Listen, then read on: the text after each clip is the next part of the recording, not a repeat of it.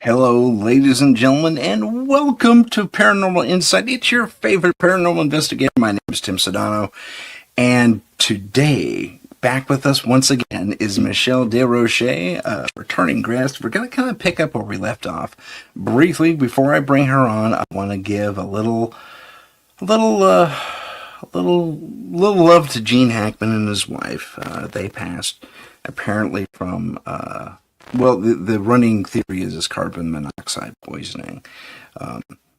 That hasn't been officially established yet, but we want to give a little RIP to Gene, a big, and to his wife. Big thank you for a big, wonderful career that entertained us for decades. So, rest in peace, Gene and Mrs. Hackman. Actually, she went by a different name, but unfortunately, I don't have it in my notes. But you know who you are, and you out there know who she is. So, once again, rest in peace, everyone, to them. Whoops, there we go. And now let's bring Michelle on. Michelle, welcome to the show. How are you? Doing good. How are you? I'm good. Great to be back. Full form, Looking forward to the topic. To the what? To the topic. The topic. Yeah, our topic's pretty cool. We're talking about time slips, time travel. And we're also going to talk about some other very cool things like step-ins and all kinds of fun stuff. And big hello to a Taurus girl who reads, who's in our chat right now. I love it. Hello. Yes. Hello. It's a great topic. Yeah, it really is. It really is. It seems to be popular. I think people just have a really healthy curiosity when it comes to that, because there's so many people that believe that it can't be done, that we don't have the technology. Mm-hmm. And I'll tell you, I've had a couple of guests on the show over the years, and they have dropped some pretty amazing bombshells off the air with respect to the fact that, there are such things as jump rooms, and that there are a certain group of people who have access to them. And, so we have a lot of people say, nope, not possible. But there's a good, healthy amount of people going, oh, it's definitely possible. And they're well aware of them. So I don't know. Yeah, it's a fascinating thing to be able to do without a machine, without a piece of technology. Yes. That, it's a form of concentration or meditation sometimes. And I guess at one point, if you believe the time travelers out there who hop online saying, I'm a time traveler and here's my proof, look out for this on such and such a date. And then there's, oh gosh, Timon. Oh gosh, he had a weird name. He was like one of the first ones to hop online way back when the internet was brand new. Yeah. One more time. And just vocalize that. That's a big thing back then, because that's sort of like taboo territory. But yet this stuff goes back to ancient times. There's actual accounts of time travel going back to ancient times. The Bible speaking of it, and old ancient texts going back to, like, let's say the 8th century. There's all kinds of stuff like this. Eric Van Daniken talked about it, right? The prophet Jeremiah. Oh yeah, he did. Absolutely. Right. Right. And then we're looking at these ancient texts about King Ravana, who was described, with traveling to the heavens to meet the creator Brahma and return hundreds of years, but into the future. And it didn't last very long. Oh, yeah. And he said when he returned, which was like something like 108, his years, but a yuga, so 108 yugas in his time represents 4 million years of ours. How many? 4 million. 4 million years? 4 million years. Yeah. I know, right? So there's stories in the Quran that go back to time travel as well. This is really, really documented stuff, people falling asleep and they're gone, they come back like 300 years later. Oh yeah. So it's crazy, but this is Well, that's new. the classic Einstein theory. You leave Yeah. going away at light speed. Mm-hmm. For you, it's a Yeah. year as when you come back, but for Mm-hmm. everyone else, it's 100 because Yeah. they I stayed know. within the time stream. I know. Fascinating I know. stuff. Yeah, it is. You get into paradoxes and things like that, and Hmm. they're just Albert Einstein believed and stated that the past, present, and future all existed simultaneously. It's cool when you think about it, but I don't know. It's just one of those things that we're not really made privy to a lot of that information. But you know, I mean, time traveling. I think we Yeah, just need to look at the Philadelphia experiment for that. that's yes. I mean, that's probably one of the first instances of mechanical time travel that I'm Well, aware of, unless you yeah, count H.G. Wells. no, it's true. It's true. But Nikola Tesla helped with that technology while he Yeah, was still alive. So I don't know. Right? I don't It's know. interesting. So where do you It want to is. start? This is all this Well, goody. let's talk about a well, what's first on your list, Liz? You're the guest. Well, Let's talk. I mean, I think if you get, I love getting into stories, but I think to understand some of it, you have to get into these different paradoxes, like the grandfather paradox, which is essentially if you go back in time and kill your grandfather, for example, you're Right. essentially wiping yourself out. So, I think you start getting into these different paradoxes Yeah. of not being able to see yourself. What do you do? Like the bootstrap paradox, which is like an object or person or information was sent back in time and results in this loop. So there's no discernible origin, like Oh, right? yeah. Um, Bootstrap's pretty cool. Yeah. yeah, and Classic. when we talk about information, here's one that I don't know how many people know. You probably are aware, but George Lucas was said to have gone back in time to give his past self the scripts to Star Wars to secure his financial Did empire. not. I rather I have heard of that Uh, theory. I I have heard of know. that. I know, right? This is a big one that was going around. I'm like, see, that's that whole loop thing. That thing's just crazy, but was said to have hi Janie to do his thing there. So it's kind of like, so is this a thing? Yeah. So apparently it was, and he secured his future in writing this and in doing all of this, which was crazy. Yeah. But it is crazy. For example, a man going back in time, here's a hypothesis, having a liaison with a woman, returning months later only to have no idea that she was pregnant. Fast forward in time, the child grows up to be the traveler. Mm. We're looping again, right? Yeah, that's the grandmother paradox, I Yeah, think. right. Which I is think it kind is of actually cool. called that, the grandmother paradox. See, that to me is just it's incredible. Yeah, How about that's amazing. multiple universes? Yeah. So going with the grandfather paradox, Mhm. right? So if you kill him and you return back to current time and you don't exist, but your grandfather never had a son, Right. right? Who So gave how him are you you, there? right? Yeah, you actually created. The theory Yeah, goes that you actually created a quantum schism. exactly, Yeah, exactly, right. it's And kind let's of like talk it's about like Back to the Future too. yes, that's It right. creates an alternate 1985. I know. I'm sure that's happened all over the place. But let's get into the butterfly effect, also known as Mm. the chaos theory. Occurs Hmm. when trivial changes that you get made as we go along over long periods of time. Essentially, the timeline has been corrupted. So these paradoxes become unavoidable consequences of time travel. So enough to alter history. And the multiverse, of course, being many worlds. So I don't know. It gets really crazy. But I found a bunch whenever we want, we'll get there. But I found a bunch of different stories that I've done, in the past, because Mm. I've done shows on it and I love it. And I keep adding to them as I find new ones because it shows you there's stuff going on out there. Yeah, for sure. Are they Uh, military? very true. There was you know what? Why don't you start us off with the most recent one while I do a quick piece of research?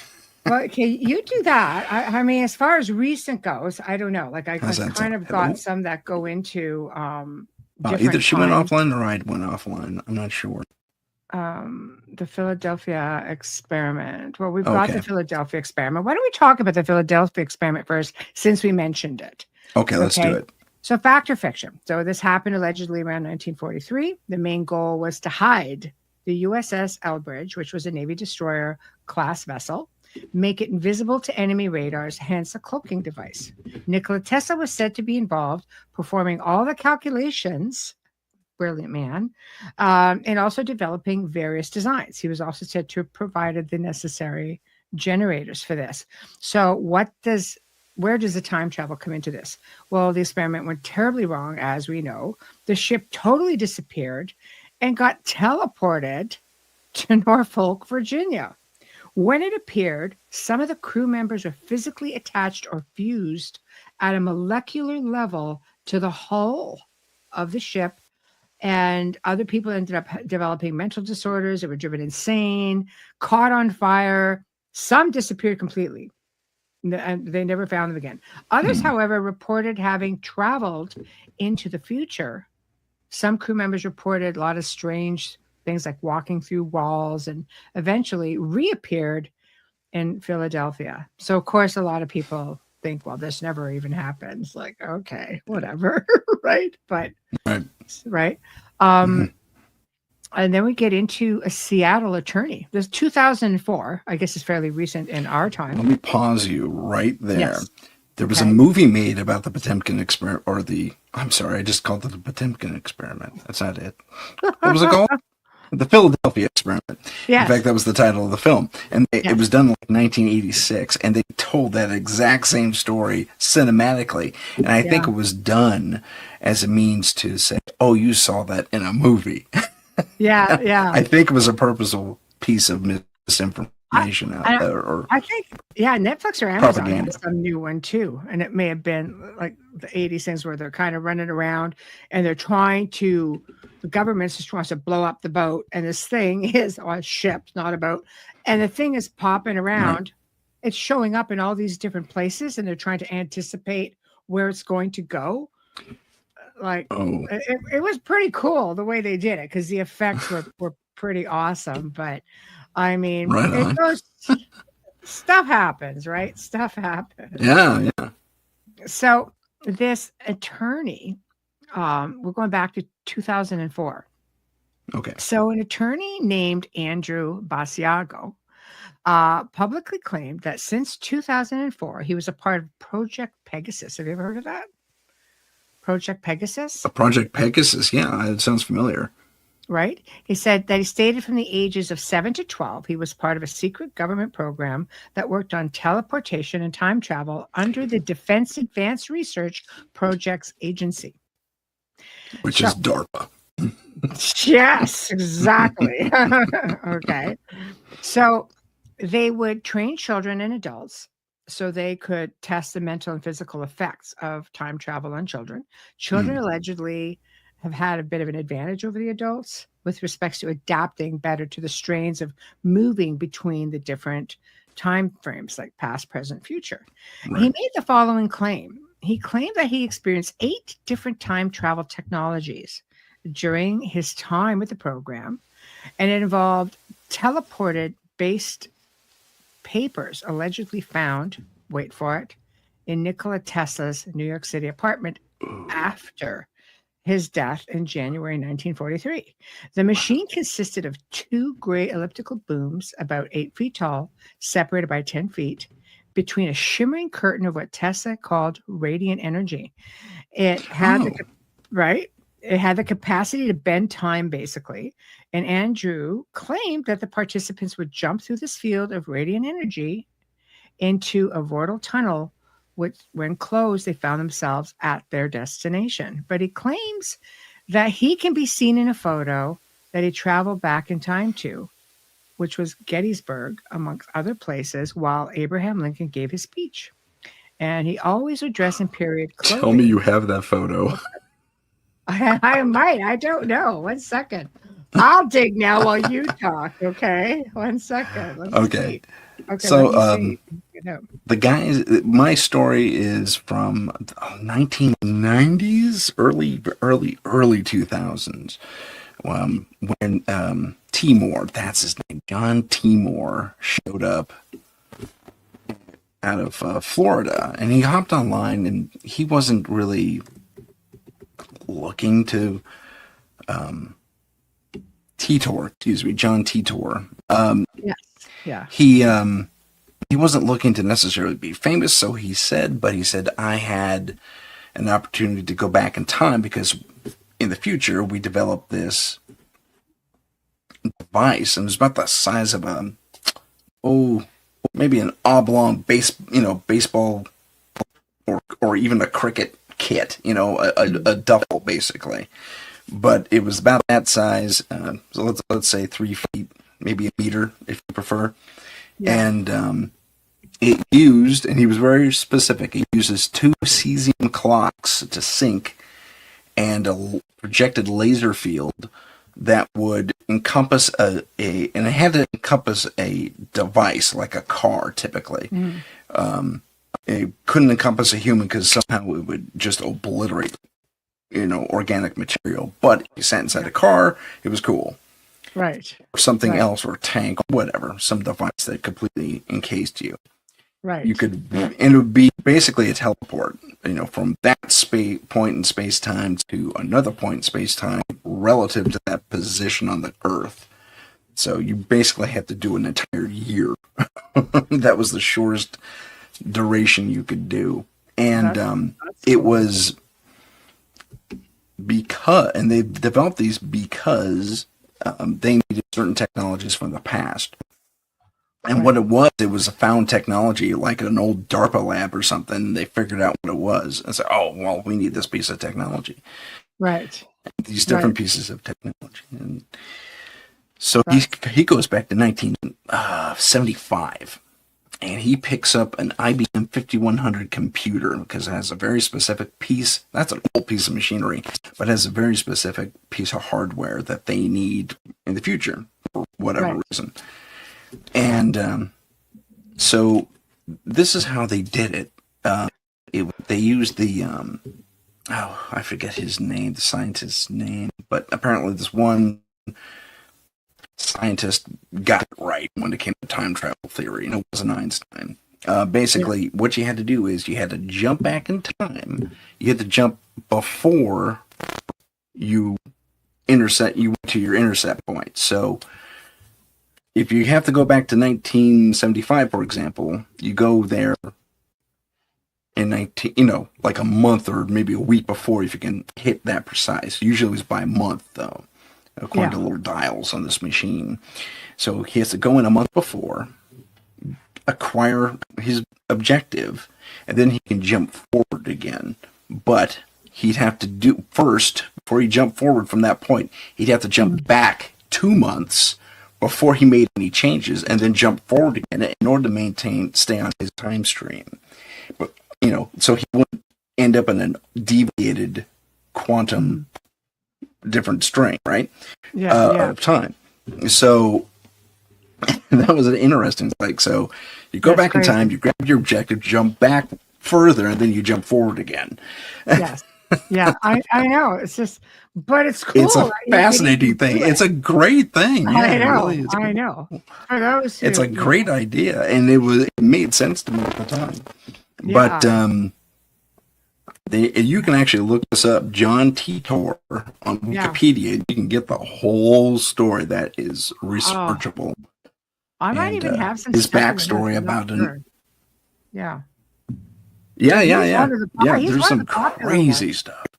Yeah, there was a lot of stuff about him. Like, you can find that stuff pretty easily, which is amazing that it's still there. Yeah, it really is. There is. This is the lawyer, that I just spoke about, which was Andrew Basiago. All right. So here he was as a kid, obviously. This is him, apparently. So I'm going to put a different picture up now. I just wanted you guys to see who he was. All right. Now I'm going to stop the screen and put the other one up now, which is this photo here, which is just a bit of a bigger picture. There we go. He dressed in pure clothing. He alleges this is him, but I mean, we're on the computer. Do we really? Which one? you know. The Well, the this guy guy right here. standing alone, Yeah, this is supposed to be him as a kid right there. Hold on. the one standing Right alone. here. Okay, Yeah. I see your image now. Yeah. Okay, your cursor right This is supposed to be him at Lincoln's speech. So I don't know. there. I mean, Very we live in an cool. age of internet. Is it? Isn't it? I mean, it's cool. It'd The be fact hard to that disprove. It'd be hard to prove as well. see that, and that's exactly it. That's exactly it. Anybody, it Yeah, could be anybody's kid. You know what I mean? But the fact that yeah. this is what he presents. This was at Gettysburg, because Patsy was asking, "Is this the guy who claimed to be at Gettysburg?" Yes. This is Hi, the question she Patsy. asked. Yeah, Yes. yeah. Yeah. Hi, Patsy. So And then also, I don't know. Maybe not, you know. But it is interesting. It's super interesting. Here's another cool one, which was titled "The Death of a Time Traveler." This goes back to 1918. A hmm, newspaper clipping was found, and I have a picture of it too. I'll show it in a moment. In more recent years, depicting the death of a time traveler in a space tube. The event allegedly occurred in February of 1918 when a body was found inside a 2-foot cylinder. Cylinder. I guess they dubbed it a space tube. And beside him was a communication device that resembled one of our modern day cell phones. Some researchers believe that this was a government secret time travel experiment. It's been theorized that the cell phone device belonged to a scientist named Dr. Richard M. Perel, Perel. So if it's correct, then that means, you know, this would have been a big embarrassment, I would think, to, you know, to these people for sure. yeah, a little bit. Let me see if I can get a picture of this guy. Here it is. Okay. So let me just go back and go here. I'm just going to put down his A so I can find it easier. Okay. So 1 second here. And I will. Hello, the Parlor Nights again, by the way, and the Woo Riders DJ. Okay, 1 second. So let me grab these just to show you guys what we have. See, I come prepared. Turn this into like I know, good times right here. 1 second. The good times. But I just want to remind those on the chat and those joining us just now, we are talking about time travelers and time slips. And Right. we have a lot of people in the chat right now. So if you guys have questions, please ask us those questions. We're more than happy to answer them. Oh, very cool. Okay, right on. Well, this was apparently like one of the original. They're obviously superimposing. This is the gentleman they think it was. Going back to 1918, this is what it would have looked like, and they found. I'll show you the other picture. Okay, which again has a little bit more info on it. So, bear with me. Bam, bam, there. So this is who they think it was, and you know, basically, like right in this area, right? It was where they believed to have found him. And there's other articles. There's like tons of different articles out here on this stuff. So I'm gonna see if I can make this a little bigger to see what this article says. 1 minute. Oh, I know. Hold on. I just don't know if we can make that. I can't make it. I think you all heard me chewing on my That's tablet, yeah. sorry. I'm not getting any better with this. So let me put it that way. But it's very cool when you think about it. You know, that this was probably one of the first stories. And I know there's another picture somewhere. And there's a picture of this. Were you looking at it? I'm going to bring it back.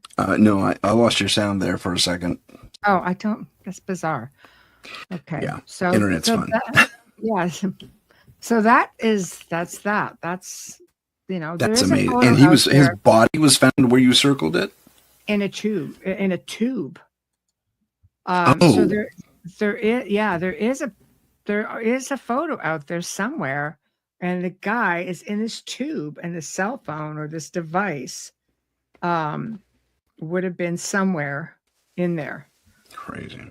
I remember know. seeing something regarding a cell phone that was caked in mud and had to be like 2,800 years old from where they found it.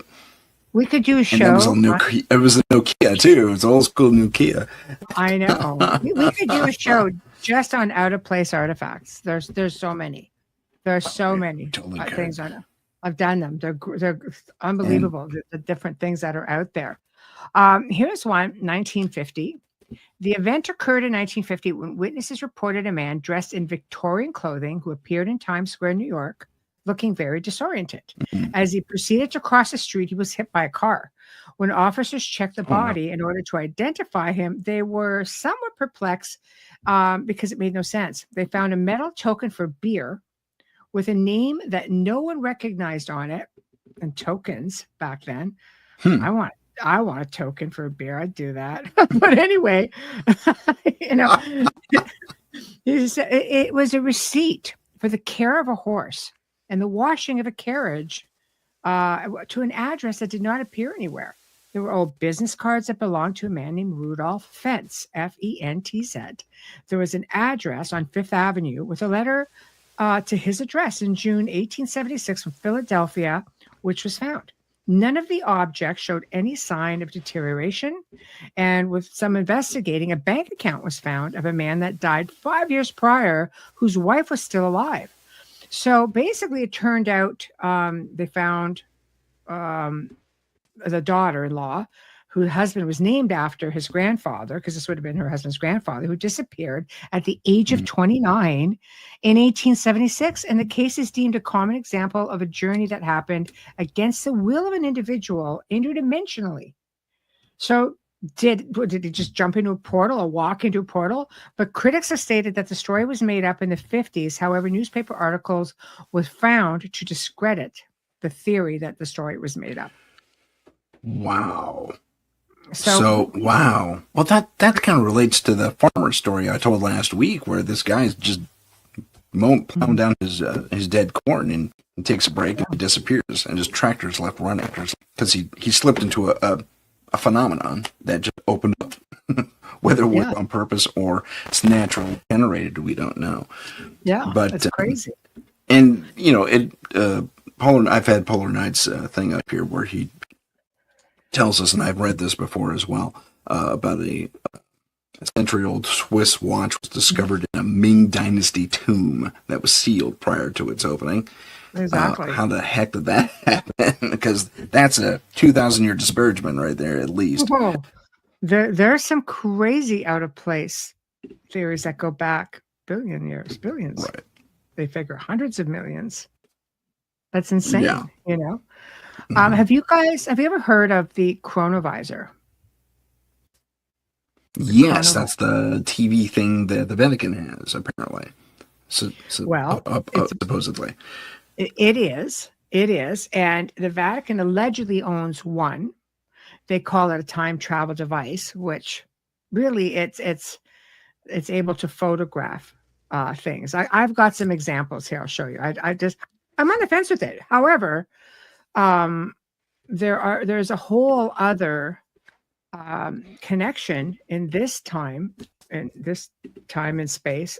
Guardians of, I think it's what were they called? The Guardian. I don't want to say Guardians of the Galaxy, but it's something really similar to that. It's crazy, but it is believed that this is one of their best kept secrets, if it exists at all. It was supposedly invented in the 1950s by a very dedicated team of scientists who have remained anonymous. The team also included two physicists, Enrico Fermi and Pellegrino Ernetti Enrico, or Enrigetti. Enrico was awarded the Nobel Peace Prize in 1938 for his demonstration of the existence of new radioactive elements.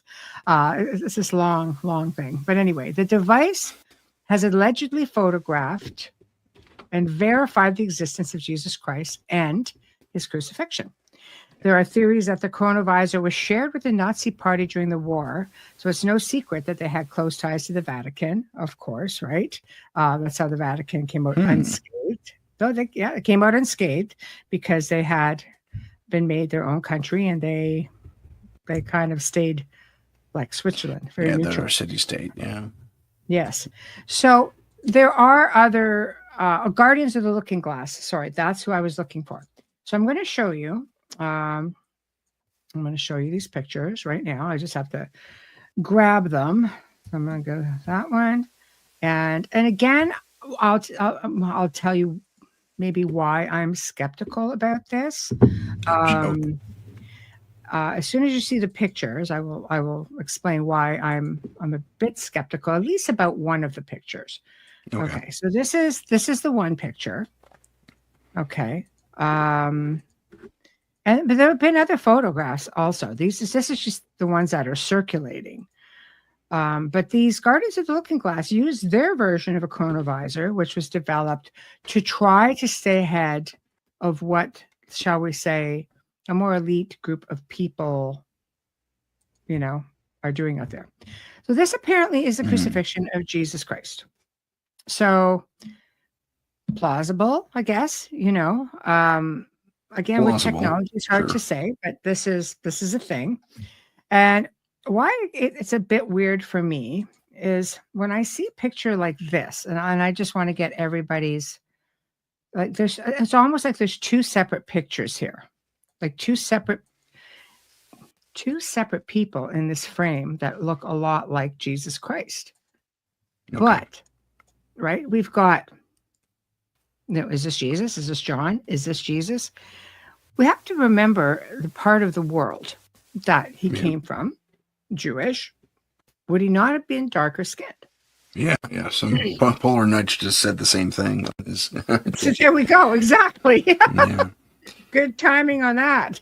So, like we're kind of like, this is where I have this issue. And with technology, unless it's just an old faded picture, but I mean, everybody looks pretty Caucasian in the photo. So yeah. Well, in this photo too. Yeah.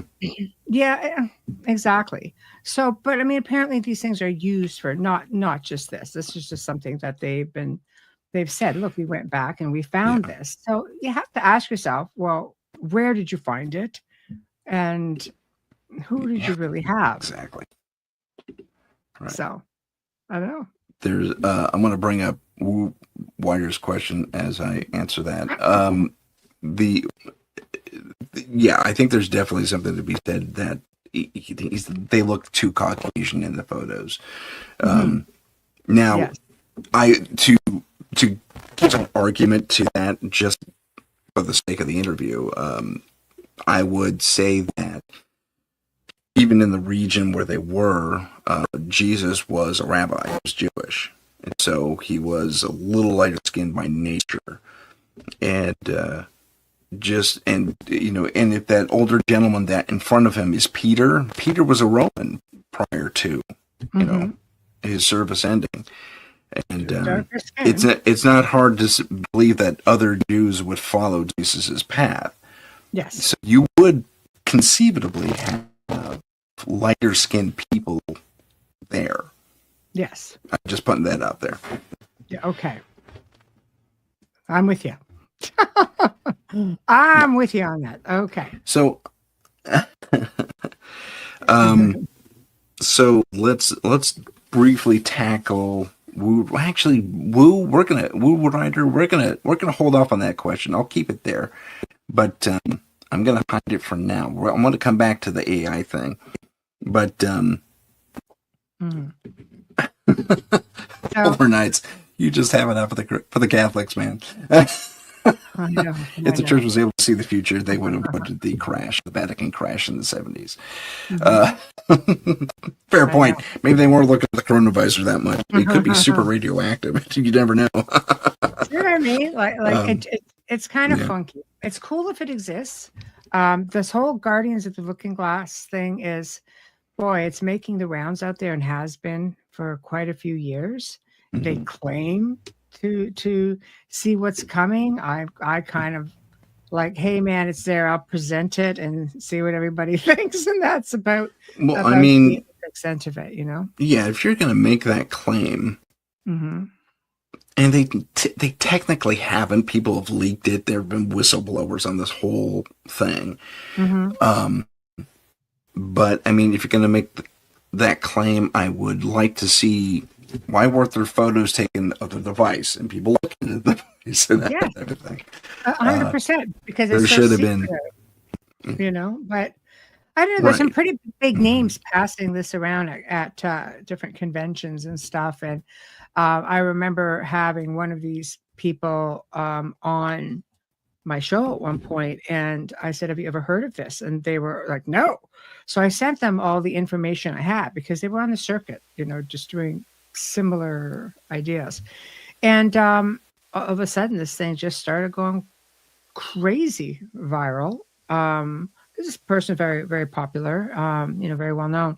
So it's kind of like, all right, there's something to it, sure, but I don't think it's quite maybe what it's being made out to be. If it is, I don't think it's ever going to see the light of day. We're never going to have, to that. We're never going to have our hands on it. But what I do find interesting, and this is something that history has spoken about, yet it has never been found, is the dial clock, the Nazi bell. And the Nazi bell, right? Daglaka, yeah. Yeah. That's And great. and the bell was a scientific experiment by World War II scientists working for the SS. Hitler, it's no secret that Hitler and Himmler had a team of people that were looking for all the holy lost relics. They were looking for, anything high strangeness, the occult, esoteric. They were eyeball deep in it. So it's not surprising that they had this Yeah. thing. It was made of a very heavy steel, 9 feet wide, 12 feet high. When it was activated, it emitted strong radiation. Several scientists and animals and plant life around it actually died. Many people or many believed that it was no coincidence that Albert Einstein, who lived in Germany before World War II, had moved to America with his own ideas on time travel. But the bell was powered by metals such as mercury, beryllium, thorium, a high frequency power that rotating magnetic fields combined with energy, which was generated by these liquids and produced apparently pretty amazing results and became a powerful weapon, to say the least. So the idea that the bell was supposed to create wormholes so scientists could transport objects through time and space, and that these wormholes would appear anywhere and everywhere. This was the belief. But it's also believed that the Nazis were assisted by extraterrestrials with ET technology after a reputed UFO crash in the Black Forest in 1932. Everything Oh, yeah. happens in the Black Forest. Get me going on the Black Forest. It's a So, vortex, man. and some. It's a crazy place, But so if you factor a lot of that stuff in there, we know. See, Polar Knight says the bell did reappear in the 80s and vanished again. So who has it? Where is it? Right? It's mine. I know. German style, yes. It's in my backyard. Yeah. No, I'm just kidding. I know. Well, now, the other theory I held on to, and it was recently discussed by Billy Carson. He said it factually, but I don't know what his sources are. Right. There was a similar crash that came down hard in the 50s or 60s in the middle of Kentucky, I think, and it was called the Acorn ship, ship, and the way that they had the same markings on the outside as the Daglaka. They they had the same. There was all kinds of similarities that the ship had, and that crashed. And the funny thing was that when it disappeared in Germany around the Hinge, as they called it, which is just a place they literally anchored it because they couldn't keep it from flying away. That's awesome. So this thing goes zip, and then it, for what time travels perhaps, and then comes down. It apparently appeared in the upper atmosphere at the very farthest, at the very least, rather. Yeah. Comes down, crashes in Kentucky, and they pull it out. And the military was on it, man. They were so quick on that crash that it was phenomenal. It's like they knew it was coming down in that area because they were there in a flash. Just barely any time passed when that thing came down. And It had the exact same markings. I don't know if the swastika was ever on the Daglaka. It wouldn't surprise me, but they didn't describe anything like that in the But the eyewitness swastika was reports. bastardized by the Nazi. That's an ancient Oh, symbol yeah, it that's been was. around for Very ages. ancient. Yeah. Yeah. So, it's like taking a pentacle and turning it upside down. I think that they just fudged Well, around they with it. rotated it 45 degrees. Exactly. See? Realistically, that's what they did. Yeah. They Pretty rotated much. it 45 degrees. Pretty much. Yeah. Let's So, briefly go back as I left poor Woober hanging.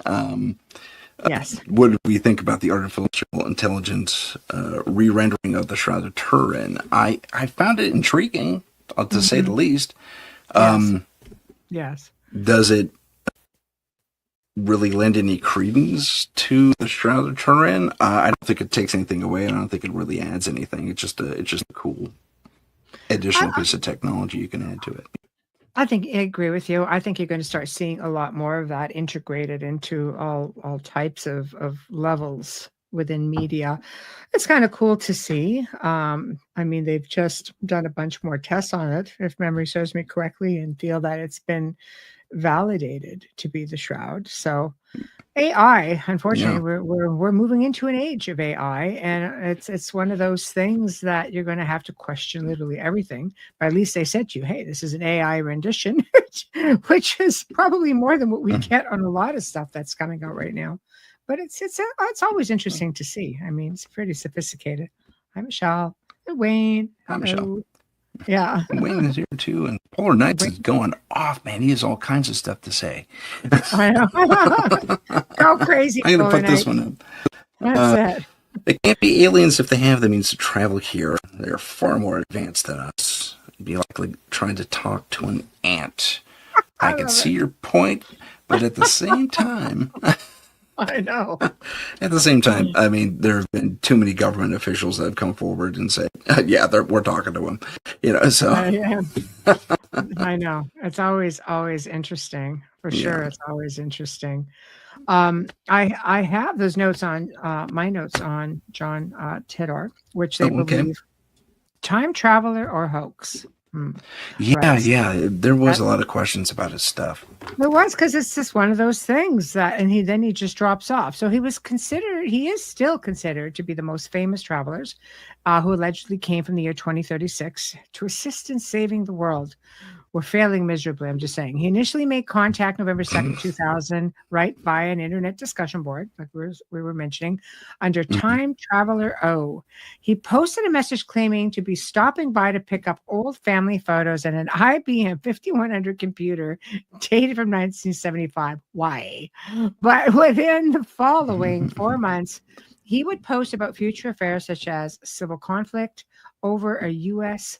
presidential election and mad cow outbreak. Been through that. Impending nuclear war with Russia. Been through that. After 4 months, on March 24, 2001, he signed off claiming he would return in 2036. Man. We got to wait that long. We have to wait that long. I know. So it's just like, But another man named Alexander Smith was a participant in a top secret program, which eventually made him one. I'm mentioning him because it made him one of humanity's first time travelers. He has a photo from 2118, smudged, but seems to show a high-rise center. He claims that there is danger of AI, speaking of AI, taking over. However, the biggest threat to humanity is global warming. So I don't know about that, but I don't know. Well, I'm familiar with the story. He actually goes through and he talks, like you said, this AI, and it's limited. You can only be there because of the radiation output of this thing's power core. So you can only be there in this little boxed, protected room. But even that isn't enough. You can be there for like 18, 20 minutes, something like that. Yeah. And maybe longer. But you can ask a series of questions. And he kept asking historical questions. And then he had to leave. And he also mentioned this really cool thing where there were these tubes running throughout the city that he was staying in, and they weren't it was like a freeway, but for people, and you can jump into it, and you were just kind of either magnetically propelled or maybe propelled Yeah. through air. I'm not sure how it worked, but Yeah.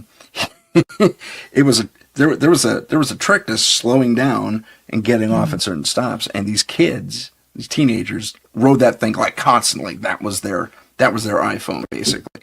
You know, Right. that was their thing, and they would always do tricks and stuff in there, and they get in trouble by the robot police, Yeah. as he Yeah. pointed out. So that was Yeah. interesting. Yeah. It is interesting. There's just so much stuff out there, and it's like you get to a point where you don't even know what to believe anymore, really. I mean, I believe anything's possible. I believe there is a lot more technology out there than what is told to us, you know. And again, I do have a picture of this Alexander Smith if you guys want to look at that picture. Yeah, um let's take a look at Alexander. well, he shows him in the picture of those buildings, right?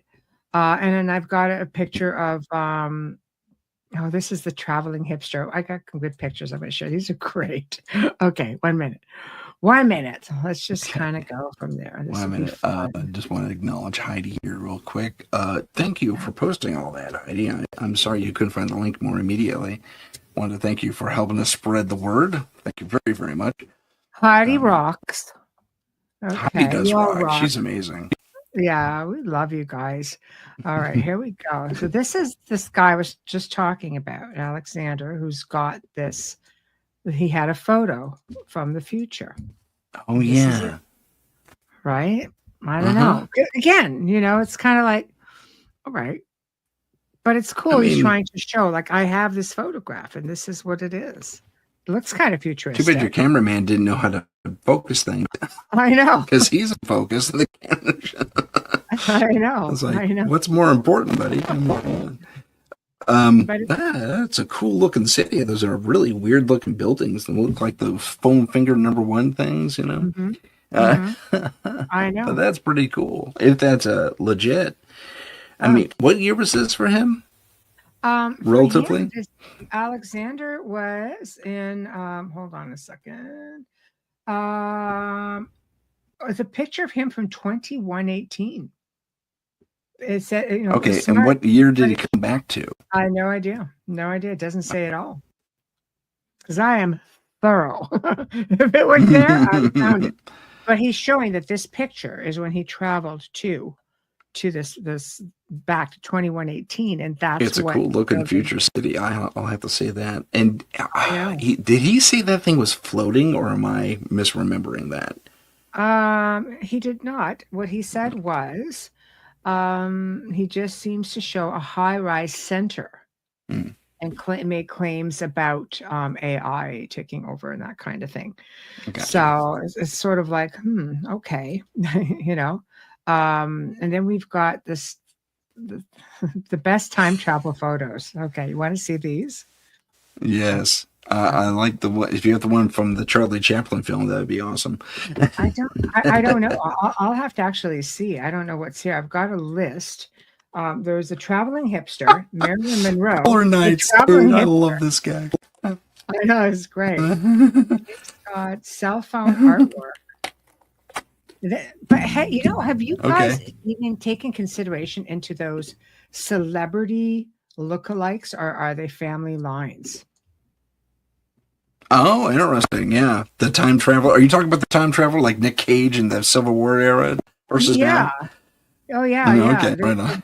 I've Wayne, got a few. welcome. I've got a few of them. 1 second. Do you want to look at them? I think they'd be Yeah, hilarious. let's take a quick look at them. Okay, one Um, second. for those who don't know, who are just joining us, we are talking about time travelers, time slips, and other strange anomalies.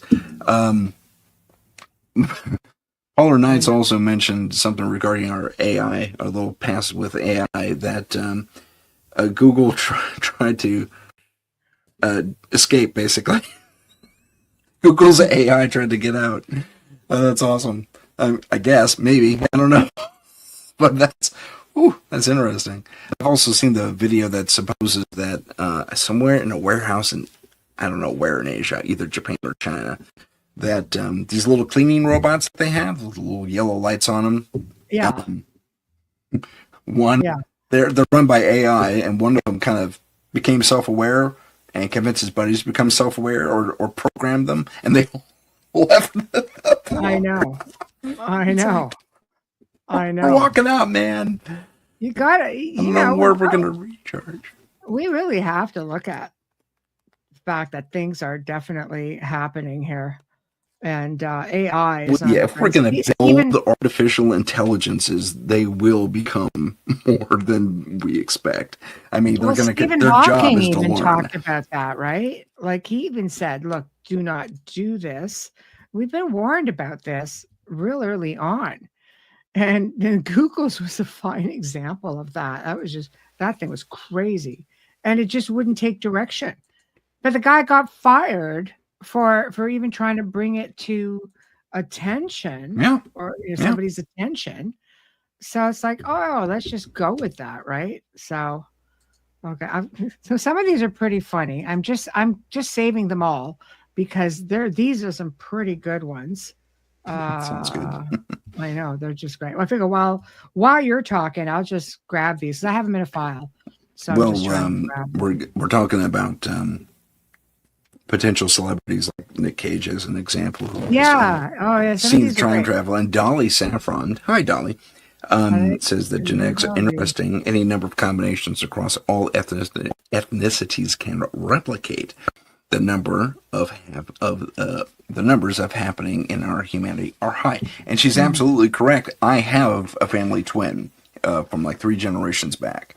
Yeah. We look exactly alike. He was a great uncle or something like that. And I love that. Yeah. So it does happen. I know. I love that. Okay, 1 second. Let me just grab some of these.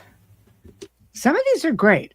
And when these were all done, they were before. I've got tons. I'm not going to do them all, but I'm going to definitely bring up some popular ones. Okay, hold on. And then we've got, where was the first one? And a quick hello to Michelle. I waved at her before. And Diane just joined us. Welcome, Diane. Okay. So we'll start with number 1. We've got 2 here. This is the famous Jay-Z one, right? Everybody sees this one. So here we go. Right. Right? It looks pretty compelling. Right. It looks pretty good. It's not that far off, yeah. No, not at all. I think it looks okay. And then we've got Greta. Good old Greta. This one, you guys will know her to see her. But, there's a couple here. And again, this is pre the, the whole AI thing. These got presented a few years ago when we did a quick segment of the gray zone. So this was one of them. And there's another one of her as well. Seems to be pretty popular. But again, it's just a colorized version of So hold on. Present it up. We'll get through them pretty quick. But it's Polar Nights gave us this. This is sort of I know. Polar Nights gave us a little thing. Little quick correction. Michelle's Canadian. Yeah. I'm the only American one right now. But thank you. I'm glad you think we're normal. I need to stop watching. Well, I get it. Okay, 1 second here. 2 normal North Americans, let's call it. Here's a good Nicolas Cage. I know, you're all welcome, by the way. Just gonna scar a few people. Here we go. Nick Cage. There we go. The Nick Cage one is pretty good. Yeah, this one's very popular. People just sort of dig this guy. This seems to be a really popular one. But some of these I haven't seen before. Until prior to doing the initial research. Yeah. But Rupert Grint from Harry Potter. Oh, crazy. That is painted. Right? He's painted. That's crazy. I know, but it's an old painting. That's exactly right. Yeah. It's an old painting, right? So and here's one that I'm on the fence with, but it's close. I think the Canadian Prime Minister looks more like this guy than than Liam Neeson. But you know, if we compare him to, Fidel, really? yeah, exactly, right. So that's I'm not kind of seeing it, cool. but okay. I know. I'm just kind of like, okay. Now here's an interesting one. Also, hold on. You guys Okay. all recognize this. You'll all recognize good old Sly Stallone here. Oh, That's yeah. also like, like what? Okay. All I right, know we're that having painting too. yeah. What's that Yeah. painting? Which one is the painting of what? That's gosh, I want to say oh, now I'm blanking on the artist. Damn. Okay. If you have the if you have the info, go ahead and release it because I can't name them. I know. I'm brain shooting with it as well. So here's a good one of Orlando Bloom. So Oh, I've I seen thought this this was one. Yeah, that's good. yeah. There's a couple of him floating around. This seems to be the most popular one. Yeah. Oh wow, yeah. I love Yeah. it. Pretty close. Pretty close. It's pretty close. It is. It's interesting. Okay. And now Yeah. here's one. I mean, we all love to hate this guy when we watch Game of Thrones, but you have to check this out because if I'm not mistaken, this is the Roman Emperor Caligula. Oh, yeah. Right? It's crazy, isn't it? It is. It is because I mean, That's did they make it look impressive. like that? I don't know. The facial features are pretty, like right Pretty down to striking, yeah. the lips, and it's sort of Yeah. like, okay, that's something. Yeah. And here we've got, lastly, we'll show this guy up and tell me what you guys think with this one. Sorry, your sound went never. Oh, wow. Well, I are don't know. these? Shouldn't Vladimir be much older?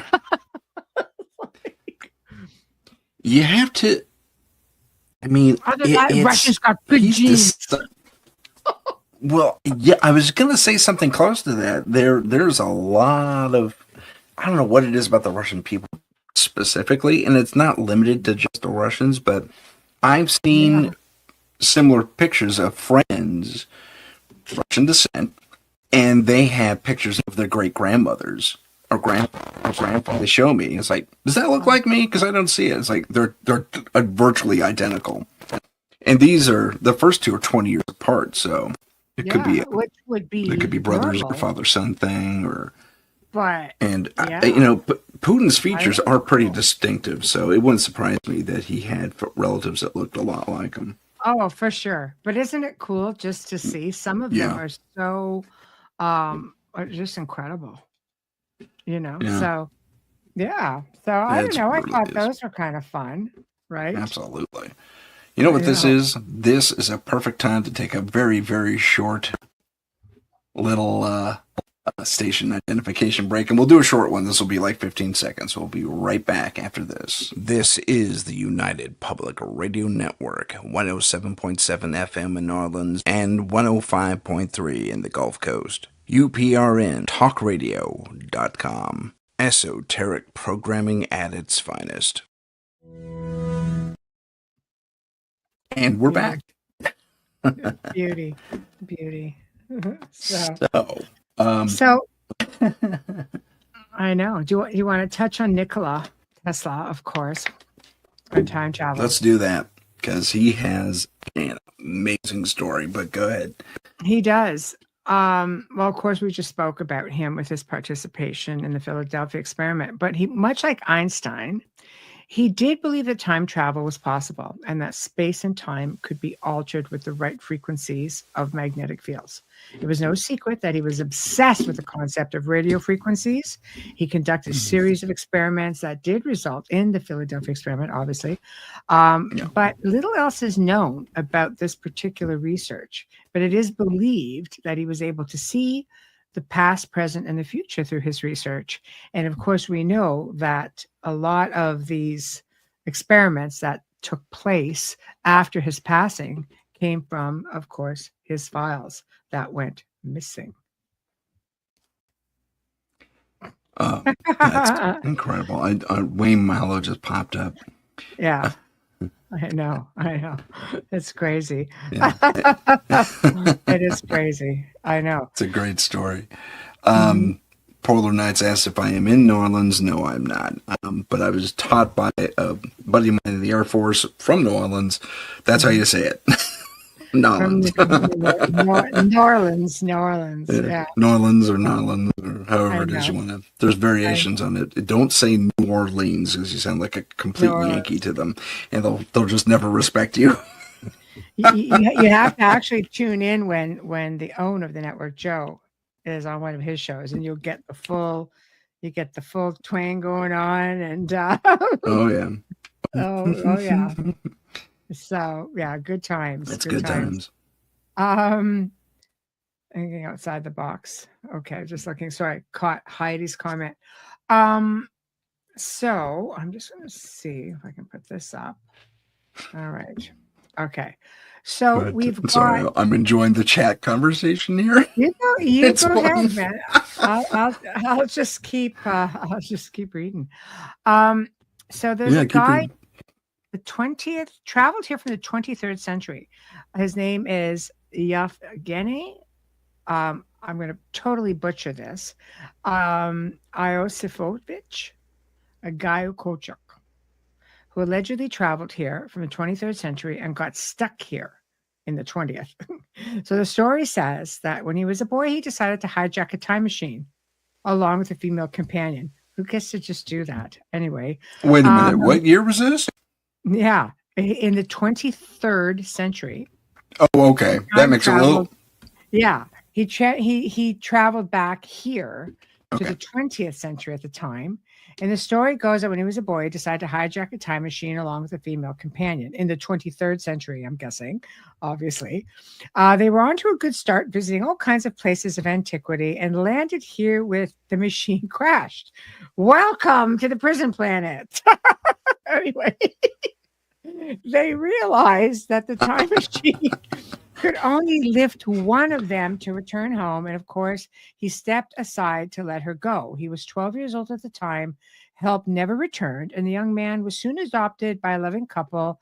And by 15, he entered into a book apprenticeship at Lemingrad's House of Books. His knowledge of history aided him well in his life. He died in 1991. And in a strange paradox, he passed away 2 centuries before his actual birth. So here's, like, again, there's so much more to the story. So we're talking about that paradox again. Yeah. Wow. I know. That's crazy. Isn't it crazy? Isn't it crazy? It's like, this is where we're getting into, like, just the time slips and stuff like that, right? Yeah. So another woman named Agnes Whiteland she was visited by time travelers during World War I. An event took place in England where she was peering out of her balcony when she noticed a round platform in the air.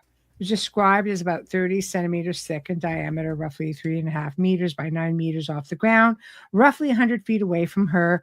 It did not appear to have any propulsion engines at all, nor did it produce any actual noise. And there were 8 to 12 men standing in a circle on this platform that seemed to be looking for something, but they looked like military personnel. So this, again, World War I. So the event has been researched by many experts, and the results could not find valid explanation for this sort of transport and was deemed an isolated event. So aside from noticing the uniforms were not of the present, it was determined that they were visitors from the future, and the event remains pretty much unsolved. But the fact that it's still out there to be found, I thought was very, very interesting. Because normally that is strange. I've not heard that one before. Well, even in World War I, you have you had pilots who had UFO encounters and were said, you never talk about it. There are more deathbed confessions from these guys who talked about on their deathbeds to their loved ones, this happened. You got to keep the story going in the family because it happened, but we were not allowed to talk about it. And then you get a story like this. It's like, oh, hey, that's all right. Yeah, that I one don't we'll know. let go. That Yeah, one you we'll can let talk that about. weird one go for sure, right? Like, so I don't Huh. know. I don't know. So, but, when you're looking at, I mean, let's face it, we know that there are stargates pretty much all over the place, vortexes, vortices, people. It's not hard to create a portal. They're pretty easy to create. There's a lot of really gifted individuals out there who know how to create them. So are people just kind of, slipping in and out? Because I think I mentioned it in closing on the last show, that I personally like know of two stories. One came from one of my family members, for somebody he actually knew. And then Wayne actually has a friend who I also know who did the same thing. So essentially, both were kids, both were running around the house playing, and all of a Oh, sudden, right, they're gone. They're just yeah, gone. right. And they could hear their families. They wander into the house. Nobody's around. Two very similar stories of kids just playing. And they decide, oh, just going to start running around the house the other way. Hear the logic. And Kid logic, all of yeah. us, right? All of a sudden, they show up and the parents are like, where have you been? Like, you've been gone for hours. And the kid's Oh, like, I yeah. can hear you. I can hear you calling me. Like, but they couldn't get back. So what is that? Is that this energy thing, frequency, altering the frequency or the vibration of the I space? would assume. I mean, there's probably a lot of things that come into effect. Where did they live? What was under their soil? Was there a lot of Quartz? iron? Is there a lot of Yeah. quartz? Is there? Quartz, water, limestone. I mean, a lot of that stuff stores a lot of weird, exotic energy. Believe it or Hmm. not, and sometimes it releases, and it takes certain frequencies, and those kids run around screaming at bizarre frequencies may have been just the right frequency to open that weird fold. Yeah. You know, Yeah. it's bizarre because certain harmonics can vary. They destroyed cancer cells recently with certain harmonics. Yeah. Just aimed it at this one cluster of cancer things, and then the thing broke up within a few minutes. Yeah. It's crazy, It was isn't a it? bizarre, really off-putting harmonic, but it worked. Hmm. So who Uh, knows? that's Tesla was probably exactly right it. on when he said something about frequencies. Sorry, go ahead. No, I absolutely agree. Everything's vibration and frequency, you know? And we're learning It's, that more and more, fortunately. I'm hmm glad. I know, for sure. For sure.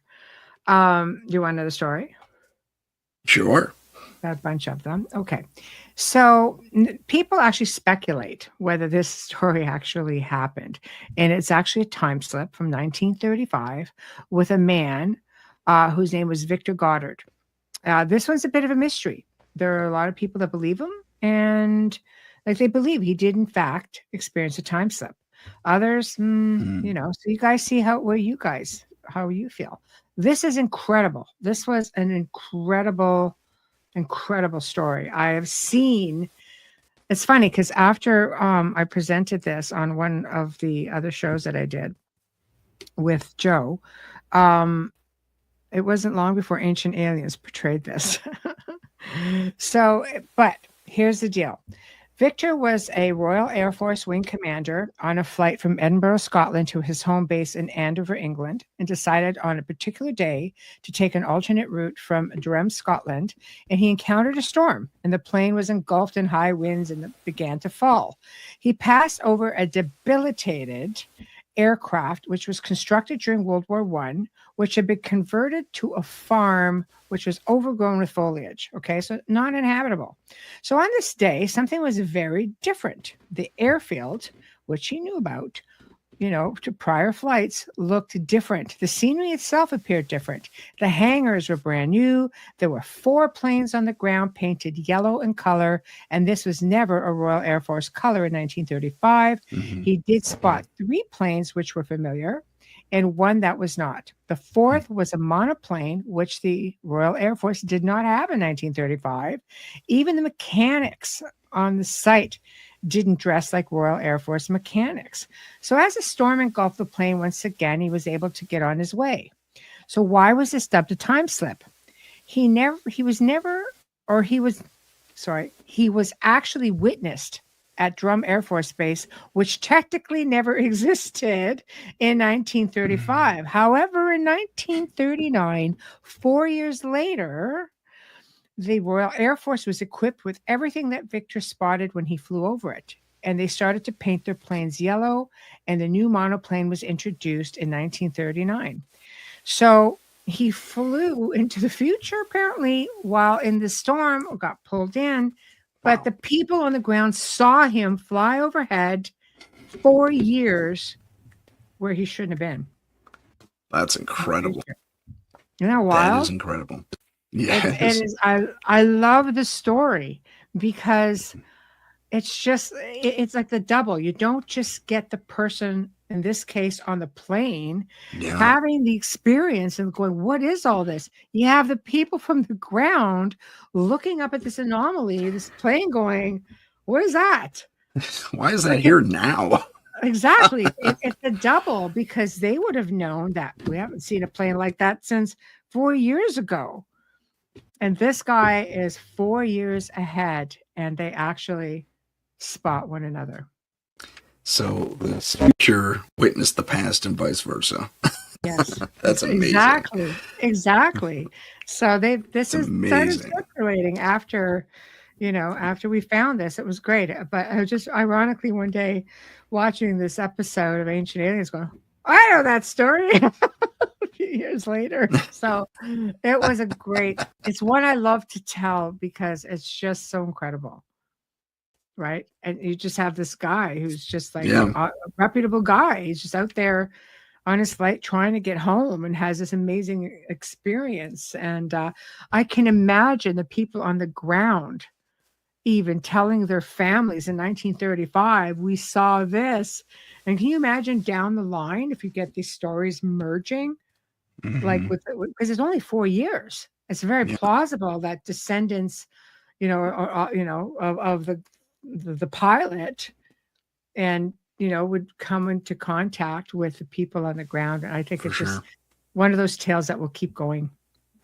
That's amazing. That's probably one of the best double eyewitness things I've ever heard. That's pretty good.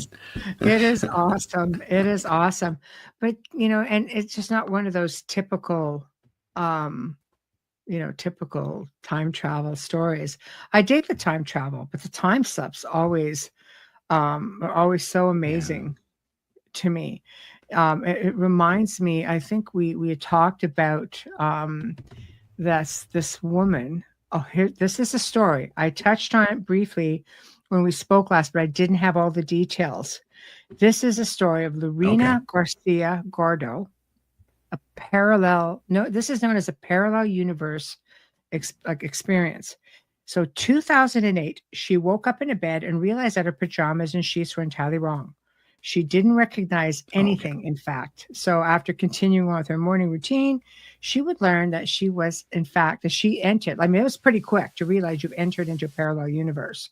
Like she was somehow aware of this. So she began to notice small inconsistencies, such as being out of place, like objects were missing altogether. She noticed that items she never bought at all were there.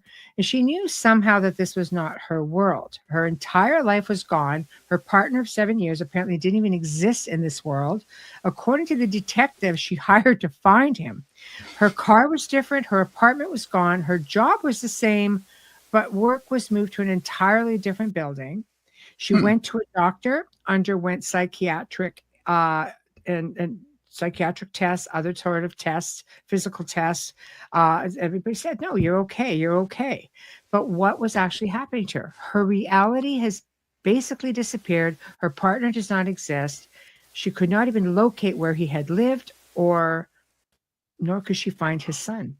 So she suffers from stress and looks for anyone else who has had similar experiences. And I even read in one case that there was a reward for anybody who can get her back.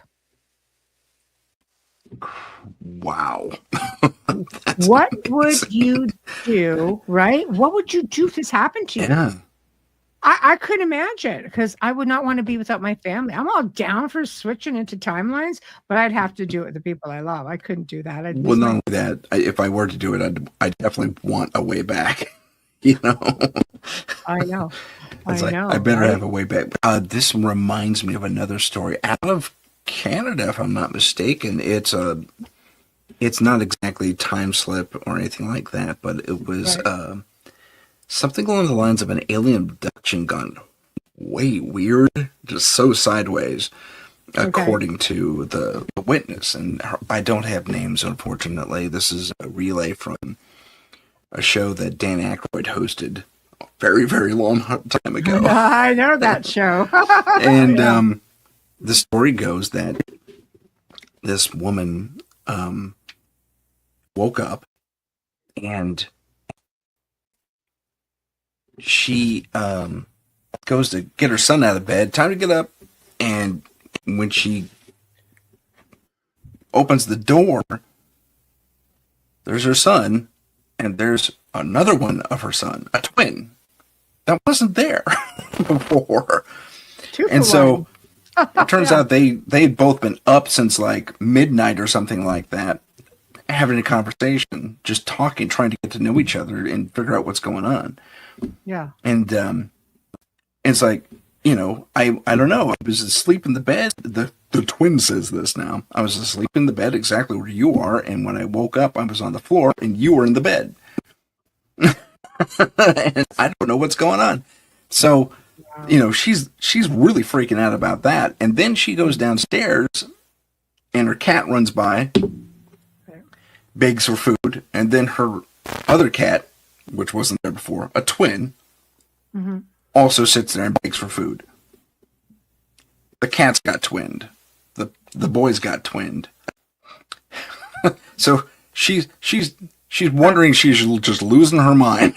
She's Right? the only thing that wasn't twinned so far, Oh, and so she yeah. she let the boys just deal with themselves. She calls the kid in sick because she's got to get a handle on this. And suddenly she has two cats to feed. So Yeah. okay, so she feeds the two cats, and she's down in the kitchen, and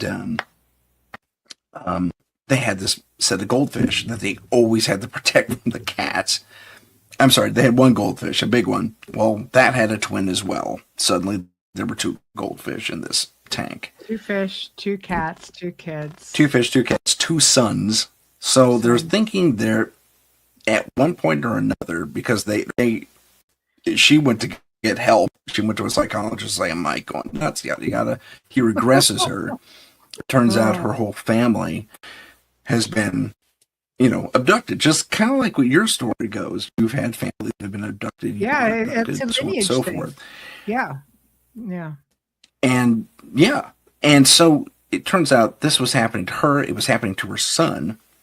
And the only conclusion that they could come to is like they were duplicating you for experimentation, and somehow someone hit the wrong switch or something along those lines, and suddenly all these twins were in the house, except for her, which is weird. And apparently they've been there ever since. And like suddenly there was this twin kid that just came out of nowhere. I can't even imagine that. That is so bizarre. Yeah, that's a weird one. That's the weirdest That's one I know so of. bizarre. I can't even wrap my head around that. Yeah, that's a tough one, isn't it? In Everything gets Canada, no less. twinned except Great. you. Right? I know. I know. Everybody except you. You're the only one that, like, why didn't they want And the to funny thing was the boy, the new twin, Mm. had all the original's memories. So there was a real identity crisis there. It's like, oh gosh, suddenly I'm a separate person. So Right. That is crazy. That is crazy. That takes things to a little bit yeah, of that's nuts. a different level there. So what did Yeah, she that's an end up? Did it say? unreal situation, isn't it? Well, yeah, because One more did these time? twins stay? Did they ever disappear again, or were they there forever No, after that? no, they were there forever. The cats died roughly the same time. The goldfish died roughly the same time. And I think the two boys are adults now, but they're running around as twins. That would just be bizarre. How does like twin number two even explain any of that. That's Right. just I'm not sure what they made up to explain him away. My guess is that they said, "Oh, Dad had him for a while," because she was a single mother. right. Dad had him for a while, and then he got sent back to me. I was like, all right. But that Oh would my be, God. that's just a guess on my part. But Wow. nonetheless, I mean, God, Yeah. yeah, you're absolutely correct. I could not even imagine waking up to two of my kids when I only had one. You know? It's And insane. It's yeah, insane. Um, you know, I wanted to like touch on this deja vu theory because it's believed that when you have deja vu, you're actually looking through a window into a parallel universe. I've never heard that theory, but you know, when I read about it, it actually made a lot of sense because many of us have experienced this. Like who hasn't experienced a deja vu, where it's like, yeah, oh, like some place is familiar yeah. to you, or a situation, or an event, you know. But I think it was happening so much, the scientists started to take notice of it, and they started studying the phenomenon. They thought maybe there was a glitch in our memory system. Psychologists suggested maybe that you know, it was Yeah, something about something the that prefrontal cortex or something like that. yeah, well, something, you know, past life memories, like they really just couldn't put their finger on it. But there was, in fact, a connection between deja vu and parallel universes they found. And Dr. Michio Kaku, who we've seen on, you know, many different shows, Yeah, Ancient Aliens is a big one, suggests that it may even occur while flipping between different universes, and explains that quantum physics state that there is such a possibility. He goes on to make mention that Professor Steve Weinberg, famous theoretical physicist and, you know, Nobel Prize winner, supports the idea of a multiverse. Okay, we've talked about that. hmm. He also suggests that there's an infinite number of parallel realities which coexist with us in the same room. Explains a lot, time slips, things like that. But Yeah, what he goes on to say, which I find interesting, because this is something else that many of us experience. I certainly do on a regular basis.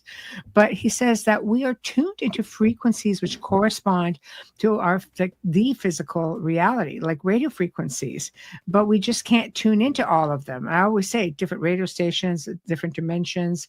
You can only listen or be in one at a time.